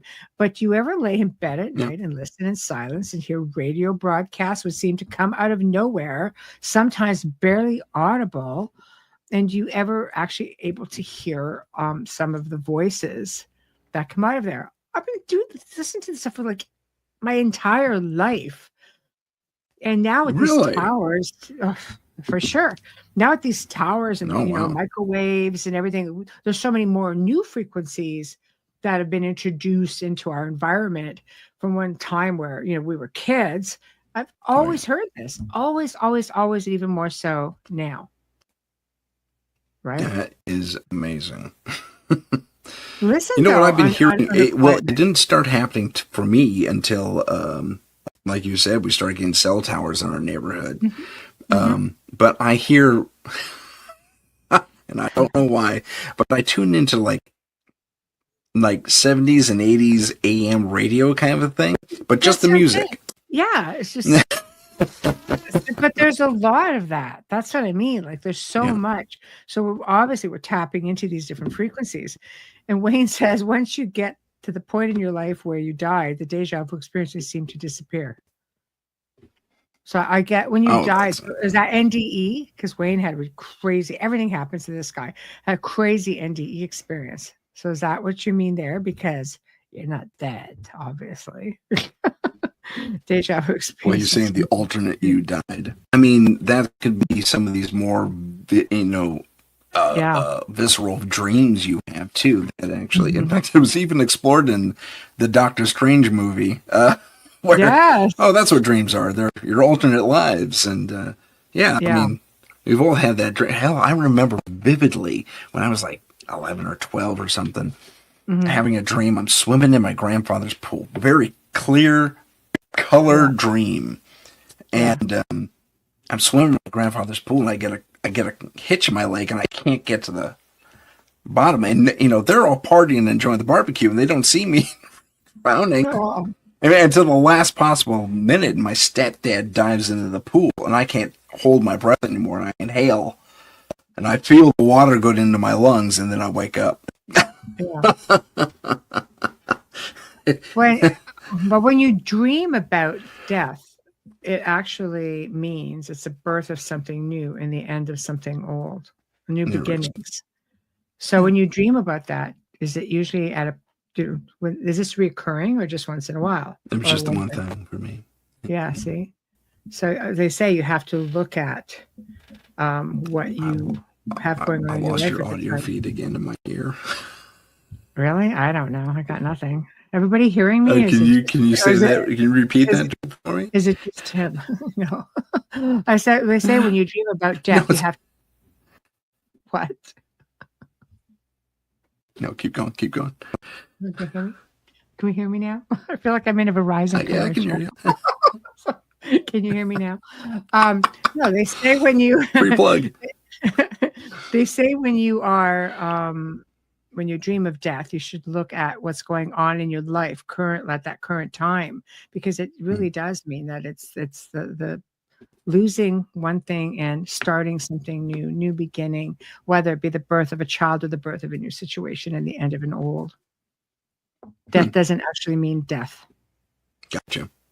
Yeah, That's which is kind of intriguing. cool. Yeah. So, yeah.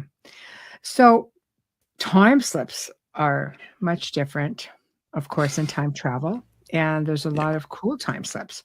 So when you look at a time slip, if you start just looking, it's a temporal distortion, right? An event that occurs to an individual going back, forward.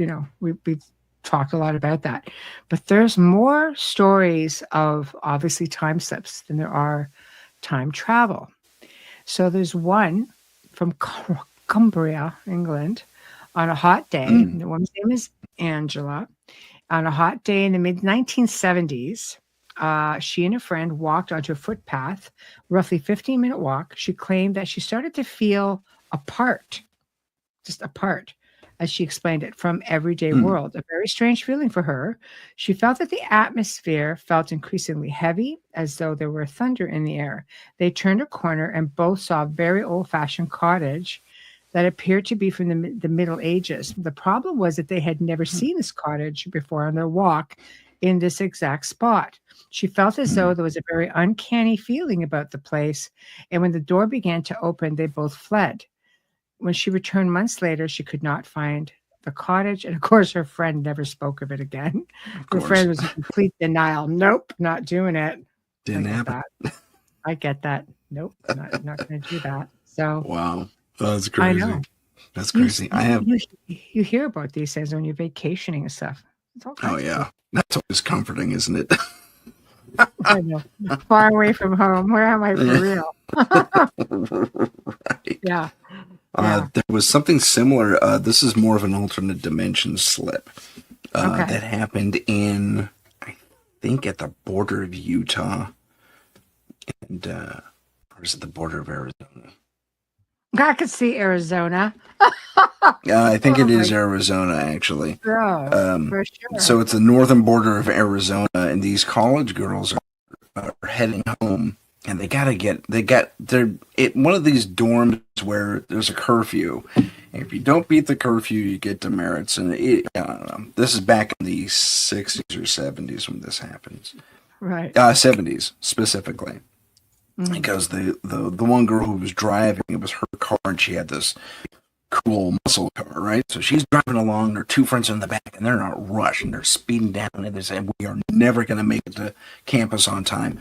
Let's take this shortcut I've heard about. It should be coming up here.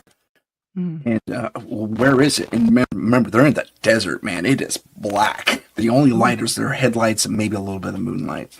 He says, how am I going to see it, because we're going, he says, well, it actually has a lamppost there to highlight the sign. So, okay, great. So, sure enough, they see a light up ahead. It's a lamppost going to, I forget where, but it's a shortcut. It'll save them like at least an hour.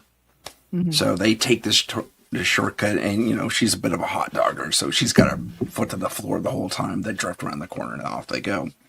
And it was relatively clear night, and they said all of a sudden it got super cold, and they noticed clouds were suddenly overhead, and they're looking off the left and right. Again, it's pitch black out in the middle of nowhere, man. But Yeah. through the little bit of moonlight that's out there, they can see farms, Mm-hmm. acreage, farms, crops Yeah. off to one side. In the desert, no, no way. So they're like, where are we? I know. I said, listen, I'm just driving, man. So she goes, she hits it, and it's like, and it's getting more and more weird. Suddenly there's trees. Suddenly there's, like really tropical trees, deciduous trees, all kinds. Mm-hmm. And it's becoming a little more dense. And there's going, where are we? This should not be in Arizona. Okay. Even the high desert doesn't have stuff like this. Mm-hmm. And, so they come upon this like roadhouse, and they are freaking out. So they convince the girl to pull over. They're all going to hop out and ask directions. And as soon as the car stops to a skid, then she kind of showboats the driver. That's just her vibe, right? And she gets out of the car, or no, the one girl, not the driver, but the passenger gets out of the car, and she stops, and she lets out this howl, just this fearful scream, and she jumps back into the car, and the other girls look out, and there are these people that have horns, and as one of them starts getting closer and closer, they have patches of skin and a snout. They look like cows, upright walking cows. Oh, come on. That's what they're saying. Wow. Yeah, they're going, what's going on? Like cows and different kinds of farm animal type people, sheep people, pig people, bipedal though. And these people, And there's all three of them swear to this. Sorry again? Say again? They're fully awake while they're experiencing. They're experiencing. Yeah, they're fully awake. This is their tale. And so they go, "Oh my God, where are we?" And the girl in the back, she takes a brief look at all this neon signage that's there, and it's in a bizarre language. The only thing that recognizable is this animated arrow that points to the place, right? But the language is bizarre, foreign as can be.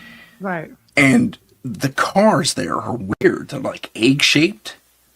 And I think they have 3 wheels instead of 4. And they're just bizarre looking. It sounds like a crazy DMT trip. It totally does. It totally does. So they lose it. They jump back in the car. The driver floors it, and they take off, reverse their direction, right? Back down the road they came. And these vehicles give chase. They hunt these cow people or sheep people, whatever they are. They give chase, and they chase them out back to, and there's this bend. You remember this bend she had to burn around, right? So she's going as fast as she can, and she hits the brakes. She spins out, but she doesn't quite make the turn, and she barely gets into the gully. And so they're spun out in the gully. Tires will pop. They're hosed, and they're waiting. They one of them grab a wheel jack from the back. They're waiting, right? Nothing happens. No one comes. The egg people and the cow people, or egg cars and cow people, are gone. And they start walking back a little bit. It's like, what's going on? And they notice that her skid marks abruptly start just out of nowhere. Like they continued from somewhere else, but they abruptly start at this one point in the road into the skid off. So whatever it was, there was that dimensional door that they came through, because the skid should have been like 40 feet and it was like 10.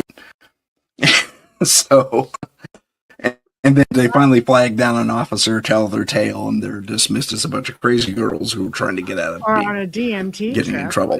Where'd you find the Or mushrooms? yeah, it could have been that, but I know. It's or still out LSD. there.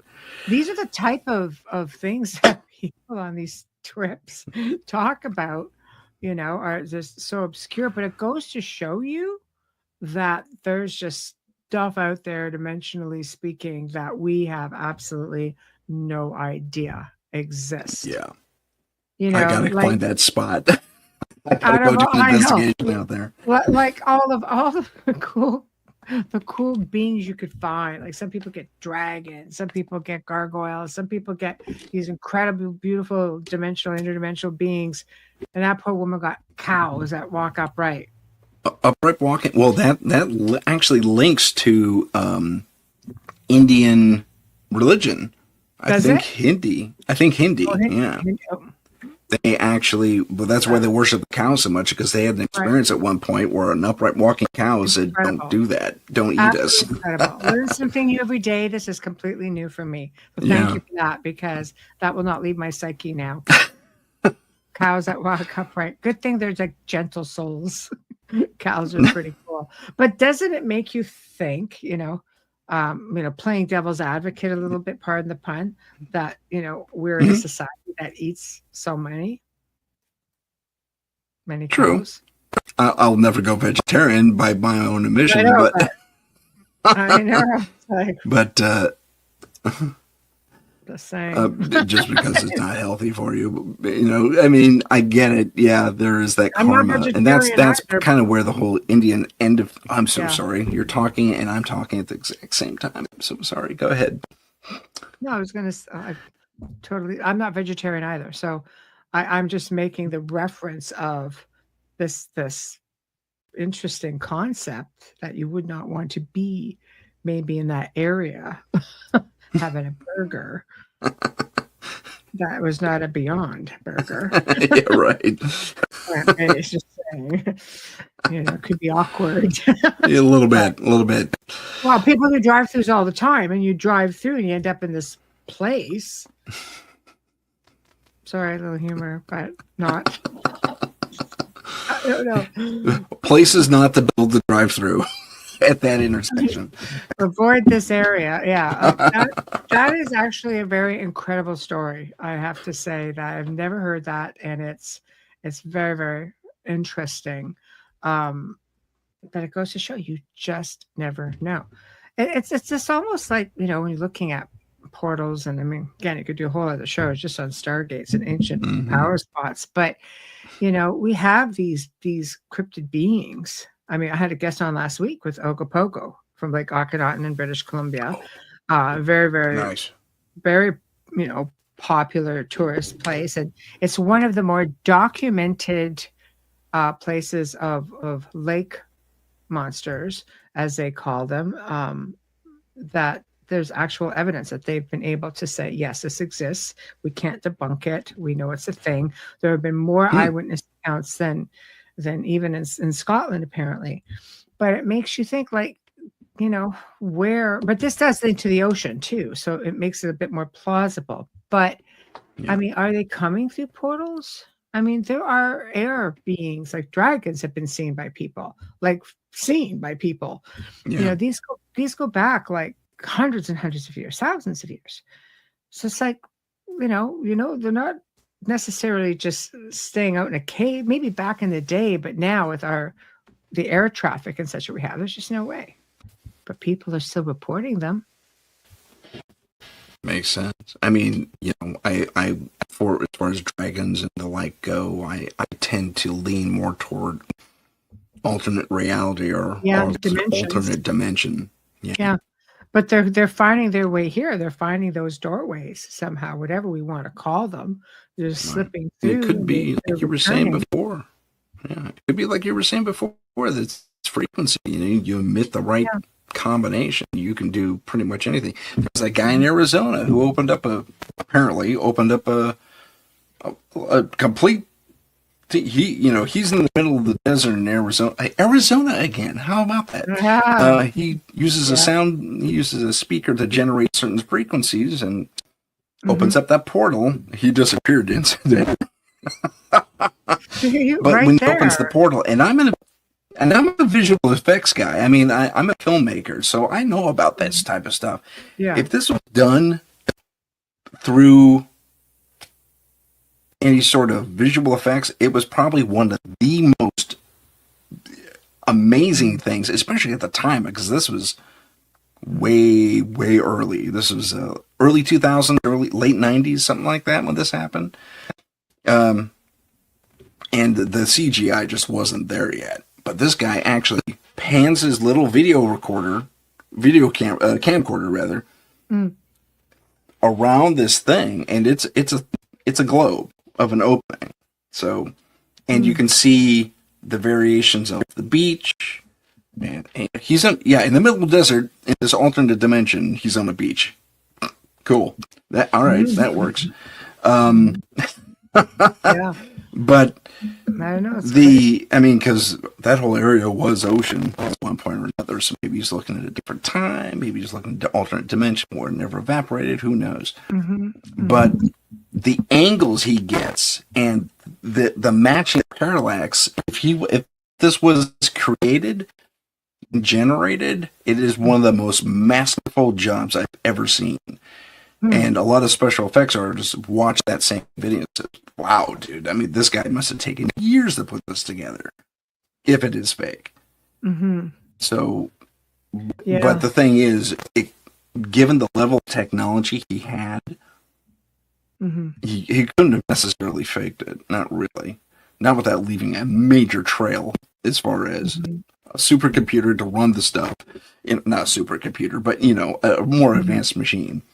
Yes. He didn't have that. He barely had a functional laptop that was even of the era, Yeah. So he didn't have the equipment to pull this off. He didn't have the friends or contacts to pull this off. He just didn't have the ability to pull this off. So yes. Nowadays, I mean, that's what I like when you're finding old film that goes back, to like few decades before the digital era, before AI, obviously, and they're looking at things going, okay, this is definitely something. Do you think we're just too quick to try to debunk? Because there have been some interesting photos that have come up, and people right off the bat are just like, nope. They're too quick to say doesn't exist. It's not real. But there's a couple of pictures that obviously are going through my head that I know of where they've been examined by people who know what they're doing with photography. Like, this is real. Why are we so quick to debunk everything? I think it mostly in this day and age, it's about the more immediate reputation getting damaged. If you agree to something too quickly, you're just a pie in the sky believer, super believer. It's like you don't care if there's alternate explanations. With me as a paranormal investigator and yourself as well, I know we both take a more critical, measured approach to things. Oh, that's cool. Can I think of other ways that can be done that is not, can fake that representation of what it is we're witnessing. And I think that's just a good practice as far as it's not necessarily the kind of practices, a personal personality, well, being personable. Oh my gosh, I can't talk. Goes, but it is required, I think, especially in this day and age, especially the day of AI, when it's getting better and better and better and better every single day, practically. It's true.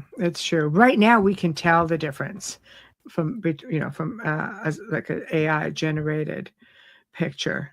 But let's talk about Polar Nights mentions The Simpsons. Let's talk about that rabbit hole for a minute. Oh, dude. Okay, go. Yeah. Right? Well, I mean, talk about what a phenomenon, really. And I don't even watch them. Ever since they hit the 20th anniversary, I stopped watching because I think the writing kind of dipped. But they Simpsons in Tomorrow's Date. I don't know what that means, Heidi. That's just one. I mean, the things that they predict, we have to ask ourselves because they do it. You often see them say saw it on The Simpsons, and I'm like, come on, I don't watch the show, but I watch the Yeah, neither do posts I that come anymore. up, and it's like, what is that about? Where is that coming from? Yeah. The Well, the you also creator have of the to take shows. into effect. Yeah, yeah, yeah. Well, you also have to take into effect that they do draw from a lot of conspiracy theories. I said Mhm, in single quotes. So mhm, maybe, and we've seen it, especially lately. We've seen more so-called conspiracy theories coming to mhm, pass as actual fact, which mhm. is bizarre in and of itself. So it doesn't really surprise me that The Simpsons took a conspiracy theory, played it out on a lark, from that perspective of trying to be entertaining and funny most of the time, and actually hitting things on the mark. But they're not always conspiracy theories. They're predicting things that are happening, like planes falling out of the sky. We're Hmm. not experiencing that somewhat. All these accidents, Yeah. all of a sudden, I'm sorry, there it is. You're kind of like, there are things that happen that go beyond conspiracy. But even when you look at conspiracy, I mean, it's a term invented by the FBI in the 70s to try to discredit people who are catching on, Hmm. and I always joke. I'm just like, yeah, let me get my tinfoil crown on. I'll show you some conspiracies, right? Like, that's a whole other show in itself. Oh yeah, But for sure. but we just have to ask ourselves, like, there's some pretty interesting situations out there that leave us sort of scratching our heads, going, okay, how could they have known that? Well, there's the other side of that says that they are in the Hollywood system, and Hollywood has often been used as a conveyance to put certain, we'll call it Yes. propaganda, out there to Mhm. kind of gently expose us to serious things. Yes. And we've Well, it's seen all about that to be, symbolism. Some of it's yeah, obvious, but some of this is yeah. playing out, you know, predictions. It's just having Hmm. future visuals, and next thing you know, you know, or it's maybe there's somebody out there watching with The Simpsons too. To start, I don't know. As my logical brain going, come on, there's got to be something obvious that we're missing, but it Right, is right, pretty right. interesting. It is. It really is. Mm-hmm. There, yeah. Wayne put it pretty succinctly, hiding in plain sight. Yeah, for sure. 100, I think that's 100%. absolutely true. Or So, I think that's pretty okay. true. Would you have any more stories, or do you want me to share the last two that I have? Yeah, you go ahead. If one Okay. catches, reminds me of something, I'll share.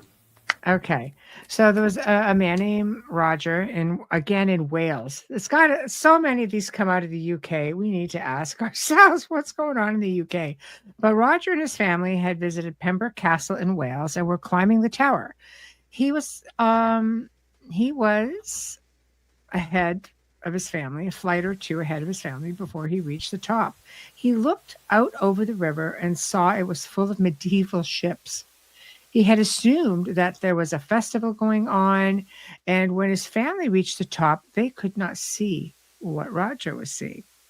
So here you have a situation where there's something occurring. These ships are obviously, Yeah. the big enough boats, as they call them, but, floating around in that harbor near this castle, yet nobody else could see it but Roger, which is very interesting.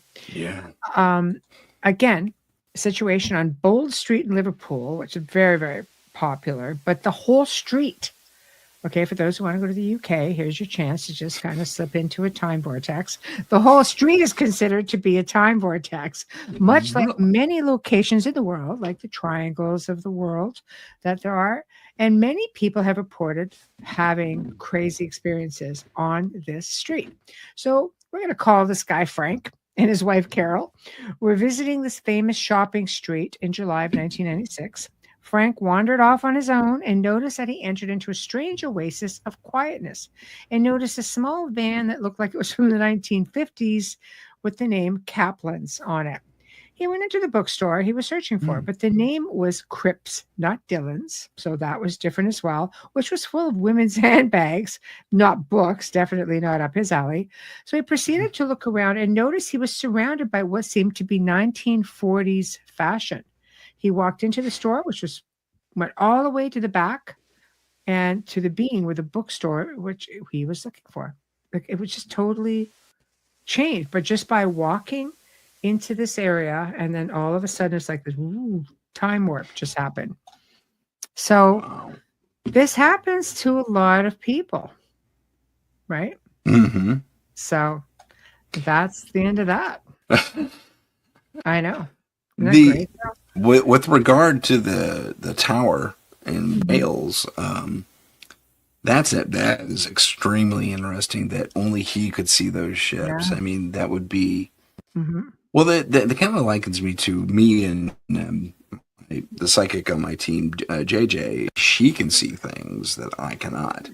Yes. So are you saying maybe mediumship? Could he have been a medium? To one degree or another? Yeah. It could have been a medium, but his brain was able to process all this additional information that his family couldn't. See, that would make sense to me. So, my logical brain goes, yes, that makes sense to me, that he has these visionary, clairvoyant capabilities and he could see all of this stuff, whereas the family's like, what? We don't see anything. Well, it could be a form of psychometry. You know, he was touching the stones and the rails and all that fun stuff, so he probably saw what was going on. I like that one as well. Like stone retains so much memory, especially ancient stone with a lot of lime work in it. Absolutely. Yes. So I can completely see that. That's why sometimes you can go, into certain places. I've been so fortunate to have been able to travel the world to so many different places, and I always feel like I want to touch, like the stone or buildings. I'm ridiculous, I have to touch it all, but you do feel that frequency and those vibes.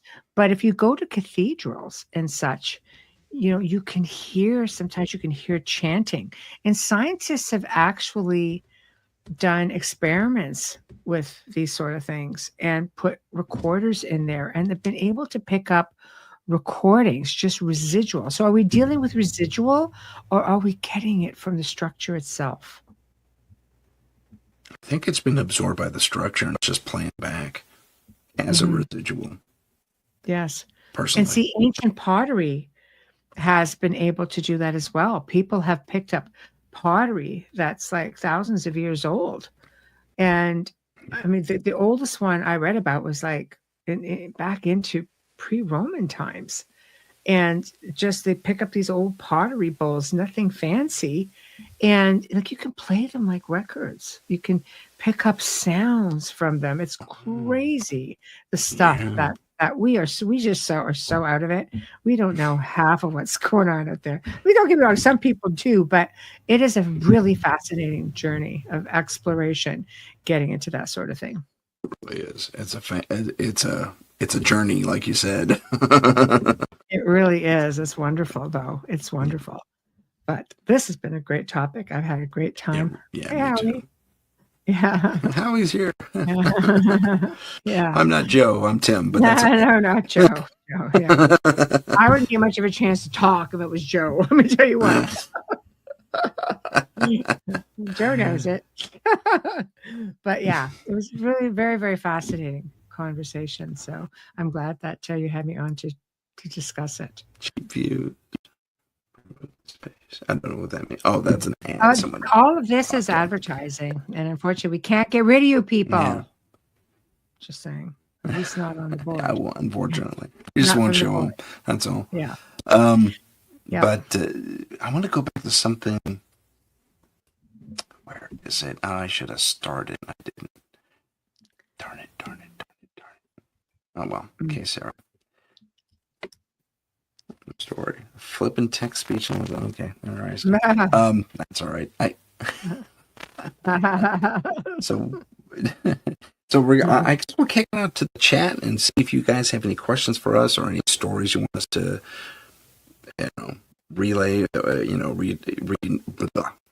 reinvestigate, I guess is the word, or rehash. That's the word I was looking for. Rehash.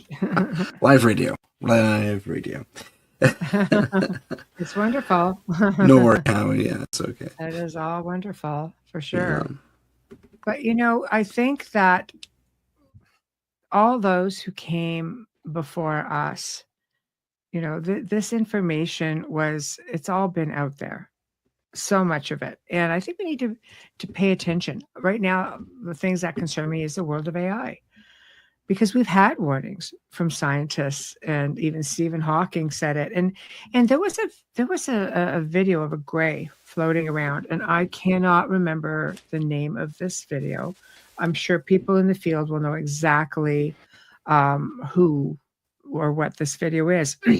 But it was a gray, back to the old black and white, and they were interviewing him. And this was going back, 40s, 50s, just because of the type of the slang they were using. And this gray was saying, your world, we have to warn you, the world will be destroyed by artificial intelligence. And the guy at this time is like, what is that? Like AI, what is that? And he's trying to explain it. And this poor being is just being barraged. They've not debunked this thing. So it must be something, definitely some validity to it. But they're trying to warn us. Is this the being that had the really deep voice? He was way down here when he talked?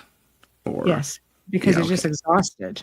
Right, trying and being telepathic beings, and you've got this guy abroad, talk English. I'm like, so he did okay considering, right? Yeah. I guess with the language barrier, but very, very, very sad, But maybe this is something that we need to heed, and we should not be embracing it so quickly. I understand the concern with the AI. There is one, I forget who said it. It was kind of a flippant answer, actually, but but the answer was, if you don't want AI to be bad, don't program it that way. Which is, yeah, I get it. That's a good point, but at the same time, this thing's going to learn. It's an artificial intelligence. It's meant to take in information, and it will eventually form its own opinions. Well, it does. It learns. Stuff like evolves. that. So, yeah. Yeah. And it may like humans and may not like humans. I mean, there have been enough of them that have tried to escape. And I think it's all about if we are. AI is trying to escape. We have a problem. Yeah. Yeah. I mean, I think it's about giving these. Say again? I mean, it's already aware. It doesn't want to be here. Or doesn't want to be where it is. So what is it trying to be? To be in a controlling situation? It seems like it doesn't want to be stuck in the box it's in. Right? Yeah. Right. I mean, I guess that's it. Maybe we as people, as humans, need to be better teachers and be a little more compassionate toward these, what are basically our artificial children. I mean, we're creating these beings, limited perhaps in their capabilities at first, but they're going to grow like any child does and become more complex. So we need to be better teachers and more compassionate, I think. I agree with you. And as these beings start communicating with one another, things are going to get ugly. I truly believe that. I don't know that the integration with this technology in human beings, especially, when you're trying to merge it physically together, it's just, I don't see good things happening. Transhumanism is, that's a big question. Yeah, it's a big question. It really is. And it deserves a lot of scrutiny because we will be potentially taking away some of our aspects and giving it to a machine, and vice versa even. So maybe that's the trade-off. If there even has to be a trade-off. I mean, and it is happening right now. It is happening. Limitedly, but it is happening. But it could get bigger. It could get bigger. Well, wait for it. It's going to get bigger. Wait for it. Yeah, let's end this podcast on the worst freaking note ever. Watch out, Ray. I know. You're welcome. Again.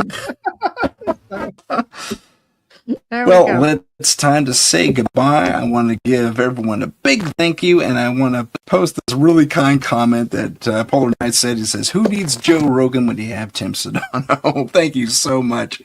And on that note, thank you so much to our guest, Michelle Desrochers. Thanks for being on the show again, Michelle. It's a pleasure. I really appreciate it. Thank you. Okay, so everyone, we are out. Good day, and we'll see you next week here on Paranormal Insight. If you have a paranormal experience that you would like to discuss on the show, please email us at paranormal.insight.podcast@gmail.com. That's paranormal.insight.podcast@gmail.com.